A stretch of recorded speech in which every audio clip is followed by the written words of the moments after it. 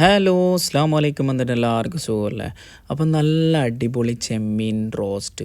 ഈ ഭംഗി കണ്ടാൽ തന്നെ അറിയാമല്ലേ, ചില കറികൾ അങ്ങനെ അല്ലേ, നമുക്ക് വന്നിട്ട് നമ്മൾ പ്ലേറ്റിൽ ഇങ്ങനെ വന്ന് വെക്കുമ്പോൾ തന്നെ നമുക്ക് കണ്ടാൽ തന്നെ അറിയാൻ പറ്റും ആ കറി ടേസ്റ്റ് ഉണ്ടോ ഇല്ലയോന്ന്. അതുപോലത്തെ രണ്ട് കറികളാണ് ഞാൻ അവിടെ നിന്ന് വാങ്ങിയത്. ഒന്ന് ചെമ്മീൻ റോസ്റ്റും പിന്നെ ചിക്കൻ ചട്ടിക്കറിയും. രണ്ടും അടിപൊളിയായിരുന്നു, നല്ല ടേസ്റ്റ് ഉണ്ട്.